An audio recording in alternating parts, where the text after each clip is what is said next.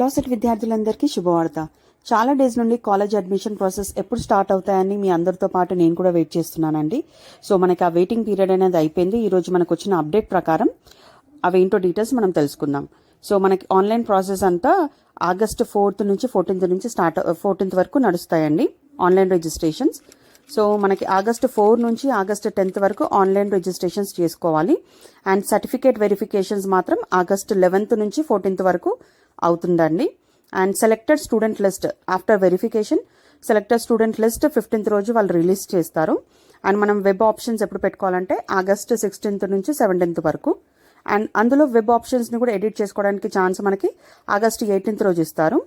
And దాని తర్వాత మనకి సీట్స్ అలౌటెడ్ అనేది లిస్ట్ వాళ్ళు ఆగస్ట్ 22nd రోజు రిలీజ్ చేస్తారు. సో దాని తర్వాత మనకి కాలేజ్ రిపోర్టింగ్ కూడా ఆగస్ట్ 22nd నుంచి 25th వరకు ఉందన్నమాట. So with in those 3 to 4 డేస్లో మనం వెళ్ళి కాలేజ్లో రిపోర్ట్ చేసుకోవాలి.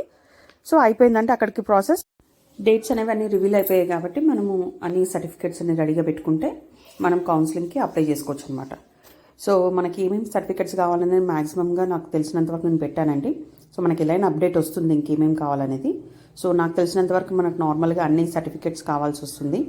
మన 10th, ఇంటర్, డిగ్రీ, ఒకవేళ మీరు 5 LLB చేస్తున్నారంటే ఇంటర్ మెమో కావాలి.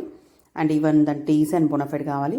ఒకవేళ 3 years LLB చేస్తున్నారంటే మనది డిగ్రీది కూడా కావాలి, టీసీ అండ్ బోనఫైడ్ కావాలి. ఇంకా హైయర్ ఎడ్యుకేషన్ అయినా సరే హైయర్ ఎడ్యుకేషన్ ఒక టీసీ అండ్ బోనఫైడ్ కావాలి. And normally income certificate, caste certificate కూడా కావాల్సి వస్తుంది.